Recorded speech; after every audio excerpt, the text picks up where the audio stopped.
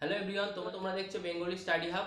তো আজ আমরা এনটিপিসি ম্যাথ সিরিজের একটা নতুন সিরিজ নিয়ে এসেছি। তো তোমরা জানো অলরেডি আমাদের চ্যানেলে শুরু হয়ে গেছে। তো এখন আজকে যেটা করবো, আজকে আমরা একটা আবার নতুন সিরিজ করবো এবং মিসলেনিয়াস অঙ্ক করবো। তো অ্যাজ ইউজুয়াল প্রতিদিন যেমন করতাম সেরকমই করবো। আর একটা অনুরোধ যে তোমরা ভিডিওটি লাস্ট পর্যন্ত দেখো এবং সবকটা কিন্তু আমি শর্ট প্রসেসে করাবো এবং প্রতিটা কিন্তু খুবই খুবই ইম্পর্টেন্ট। আমরা এগুলো প্রিভিয়াস ইয়ার কোশ্চেন থেকে নিয়েছি, ঠিক আছে? চলো তাহলে শুরু করার আগে একটা কথা বলি যে যারা নতুন দেখছো তাদের অবশ্যই করে তারা সাবস্ক্রাইব করো, বন্ধুদের সাথে শেয়ার করো। তো চলো শুরু করি। আজকে প্রথম অঙ্ক যেটা নিয়েছি সেটা আছে, দেখো, the salaries of Raj and Noni আর in the ratio of 9.4 9:4 when Raj's salary is increased by 15% it becomes 5175 মানে 5175 rupees. What is the salary of Noni? দেখো এখানে বেসিক্যালি কি বলেছে যে রাজ এবং ননির স্যালারি যে রেশিও সেটা হলো 9:4। তাহলে বলেছে যে রাজের স্যালারি যদি 15% ইনক্রিজ করে দেওয়া হয় তাহলে এই স্যালারিটা কত হয়, 5175 টাকা। তাহলে বলছে স্যালারি অফ ননির স্যালারি কত।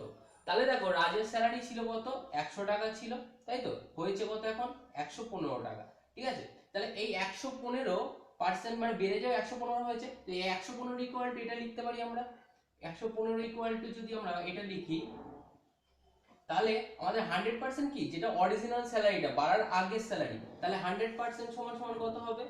100%টা দেখো তাহলে কত হয়ে যাবে, এখানে হয়ে যাবে 5175 ইনটু 100/115।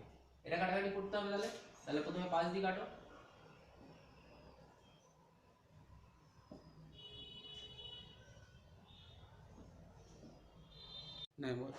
তাই তো? হ্যাঁ দেখো তাহলে এটা কাটলে এটা হচ্ছে, ও এটা 25 হবে না, এটা 23 হবে। দেখো এটা 23 হবে, তা 23 এটাকে কাটলে হচ্ছে 45, তাহলে হবে 4500।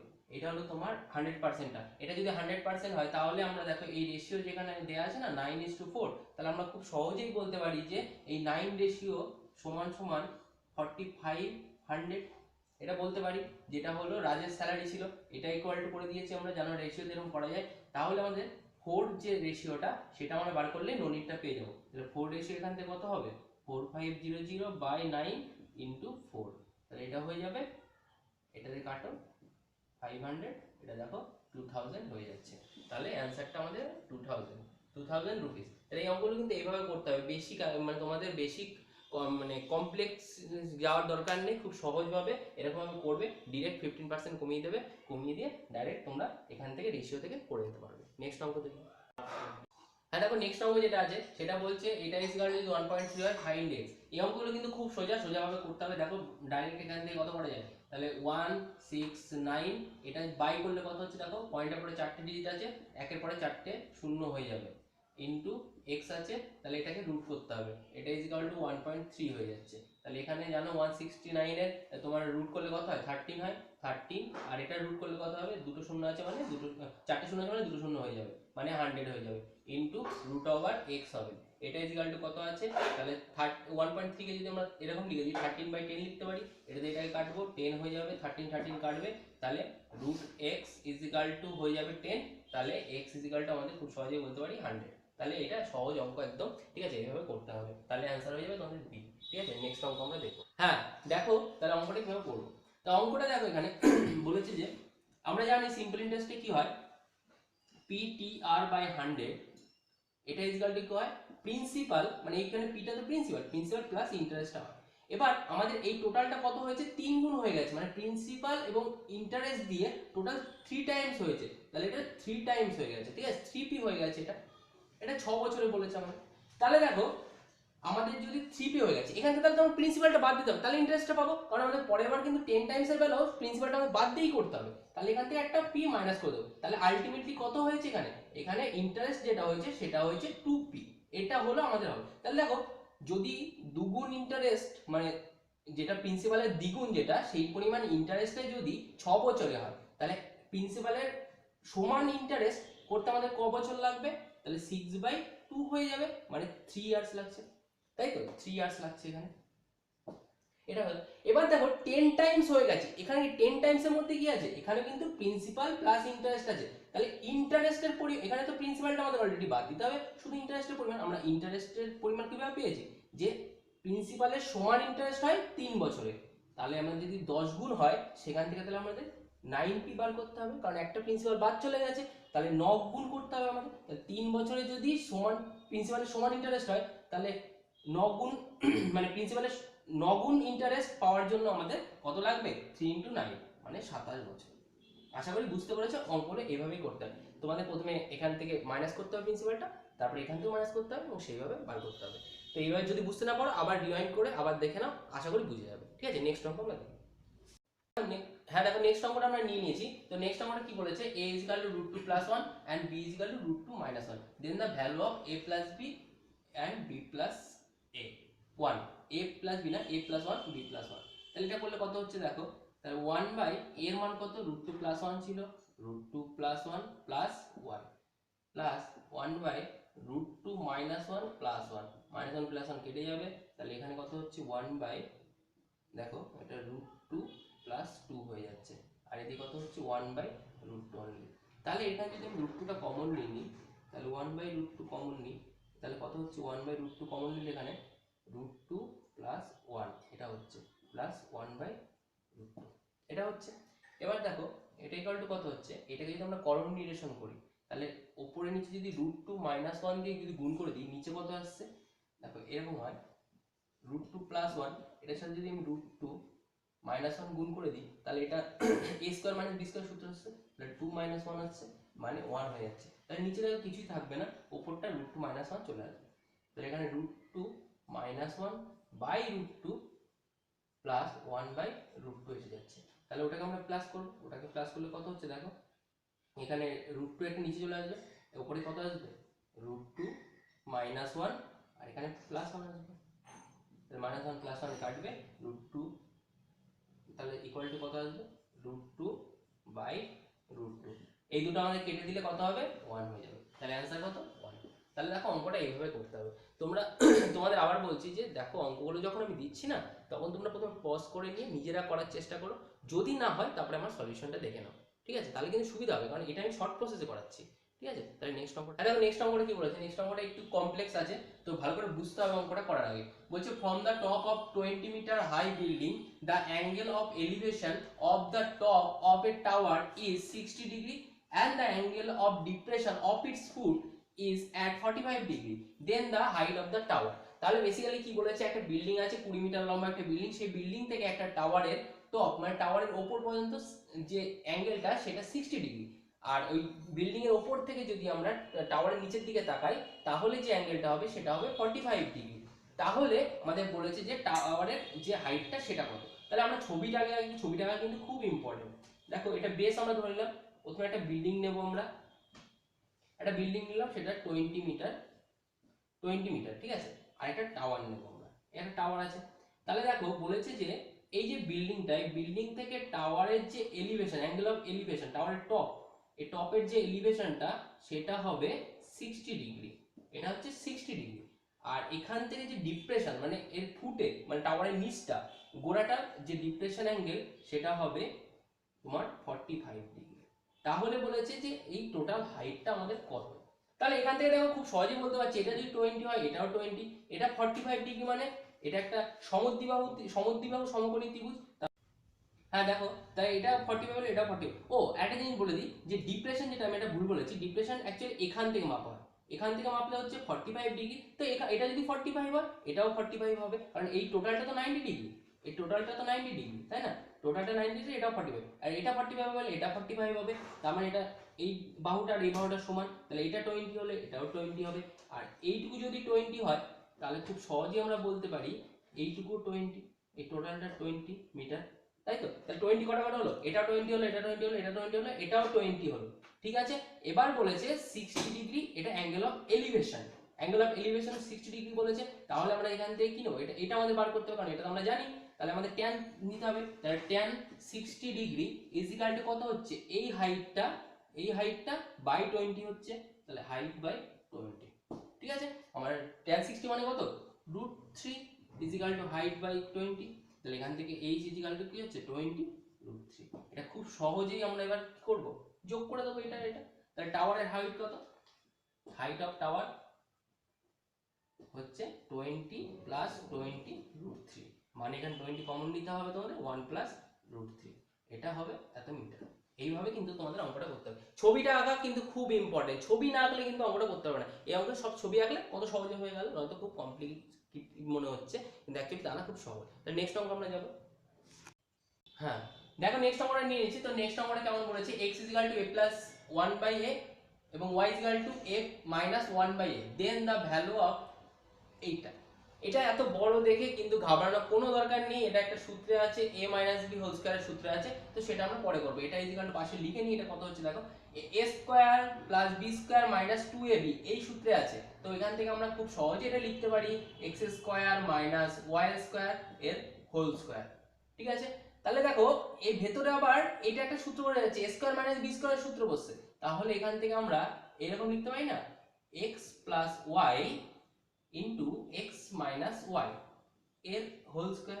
ঠিক আছে, তাহলে এখানে আমাদের কি বার করতে বোঝা যাচ্ছে, এক্স প্লাস ওয়াই বার করতে হবে, এক্স প্লাস ওয়াই বার করতে হবে। এখান থেকে এক্স প্লাস ওয়াই করে দাও, তাহলে দেখো এক্স প্লাস ওয়াই করলে আমাদের কত আসছে, এইটা এটা যদি প্লাস করে দিই তাহলে এইটা এটা কেটে যাচ্ছে, 1/a কেটে যাচ্ছে, a plus 1/a plus a minus 1/a, এটা কাটছে, তাহলে 2a হয়ে যাচ্ছে। একইভাবে যদি আমরা x মাইনাস ওয়ে করে দিই তাহলে দেখো a কেটে যাবে, তাহলে এখান থেকে 2/a আসবে, এটা আসবে। তাহলে এখানে আমরা মান বসিয়ে দিই, তাহলে কত হলো 2a ইন্টু 2/a এর হোল স্কয়ার। এটা খুব সহজে a কাটবে, তাহলে 4 স্কয়ার মানে 16। কত সহজে অ্যান্সারটা চলে এলো 16। যদি দেখে ঘাবড়ে যাও, কিন্তু ঘাবড়ার কোনো দরকার নেই, অঙ্কটা করতে শুরু করবে, খুব সহজে হয়ে যাবে। তাহলে আমরা নেক্সট অঙ্কে যাব। হ্যাঁ দেখো নেক্সট অঙ্কটা নিয়েছি। নেক্সট অঙ্কটা কি বলছে, 10% of 20, 20% of 30, 30% of 40, 40% of 50 is equal to x% is equal to 800 হলে ভ্যালু অফ x। এটা কিন্তু খুব সহজে করা যায়। দেখো সব কটার নিচে 100 করে চলে আসছে, মানে পার্সেন্টেজ তুলে দিলে 100 আসবে নিচে, তো সেই 100 গুলো আমাদের ধরার কোনো দরকারই নেই, সব কটায় 100 আসছে, সব কটায় কেটে যাবে। তাহলে আমাদের প্রথমে গুণ করলে কত হচ্ছে, এখানে যদি 100 থাকে তাহলে দেখো সব কটায় দুটো করে শূন্য কেটে যাবে, সেটাও করতে পারো বা এমনিও করতে পারো, যা খুশি। তাহলে দুটো করে শূন্য কাটলে কত হচ্ছে দেখো, এখানে 2 প্লাস এখানে কত হচ্ছে 6 প্লাস এখানে 3 4 12 প্লাস এটা কত হচ্ছে 4 5 20, তাই তো, ইজিক্যাল টু কত হচ্ছে দেখো, এখানে দুটো শূন্য কেটে যাবে, তো তাহলে এটা হবে 8x।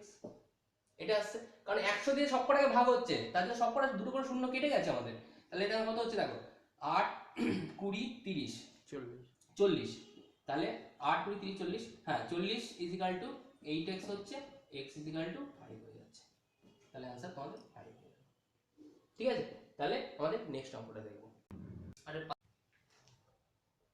হ্যাঁ দেখো নেক্সট অঙ্কটা কি বলছে, নেক্সট অঙ্কটা বলছে the LCM and HCF of two numbers আর 441 and 7 if the number differs by 14 find the value। তাহলে ফাইন্ড দ্য ভ্যালু আমাদের বার করতে হবে। দেখো এখানে তুমি অপশন টেস্ট করে, মানে কি বলছে, এলসিএম আর এইচসিএফ দেওয়া আছে, তারপরে বলেছে দুজনের ডিফারেন্স যেটা সেটা 14, তাহলে ভ্যালু দুটো বার করতে হবে। এখানে যদি অপশন টেস্ট করতে চাও, অপশন টেস্ট করতে পারবে না, কারণ এই জন্য, কারণ সবকটাকে তুমি যদি মানে মাইনাস করো সবকটারই কিন্তু ডিফারেন্স 14 করে আছে, ঠিক আছে, তো সেইভাবে হবে। তা এবার দেখো এখানে একটা জিনিস বুঝতে হবে যে এইচসিএফ যেটা না, এইচসিএফ মানে হচ্ছে যে দুটো নাম্বারের মধ্যে আমাদের কমন ফ্যাক্টর, ওটা এইচসিএফটা কমন ফ্যাক্টর, মানে 7 হলো আমাদের কমন ফ্যাক্টর, ঠিক আছে, মানে দুটো সংখ্যার মধ্যেই আছে সেরকম একটা হবে।